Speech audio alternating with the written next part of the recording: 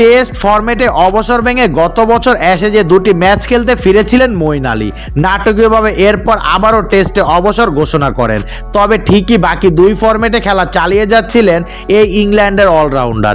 এরই ভেতর আজ আচমকা পুরো আন্তর্জাতিক ক্রিকেটকে বিদায় বলে দিয়েছে 37 বছর বয়সী এই তারকা।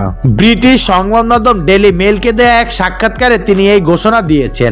সেখানে মঈন আলী বলেন, আমার বয়স 37 হয়ে গেছে এবং এই মাসে হতে যাওয়া অস্ট্রেলিয়া সিরিজের দলে ডাক পাইনি। আমি ইংল্যান্ডের জন্য অনেক ক্রিকেট খেলেছি। এখন নতুন প্রজন্মের সময়, যা আমাকে ব্যাখ্যা করা হয়েছে। এরপর অনুভব করলাম সময় হয়ে গেছে, আমি আমার কাজ সম্পন্ন করেছি। এর আগে 2014 সালে ইংল্যান্ডের জার্সিতে আন্তর্জাতিক ক্রিকেটে অভিষেক হয় মঈন আলীর। টি-20 সাবেক বিশ্ব চ্যাম্পিয়নদের হয়ে তিনি 68 টেস্ট, 138 ওয়ানডে এবং 92 টি-20 ম্যাচ খেলেছে, যেখানে 8টি সেঞ্চুরি, 28টি 50-তে সব মিলিয়ে 6678 রান করেছেন মঈন। এছাড়া বল হাতে এই অফ স্পিনার 3 ফরম্যাটে 366 উইকেট শিকার করেছে। সবশেষ টি-20 বিশ্বকাপের সেমিফাইনালে ভারতের কাছে হেরে বিদায় নেয় ইংল্যান্ড। সেটাই ছিল তার শেষ আন্তর্জাতিক ম্যাচ।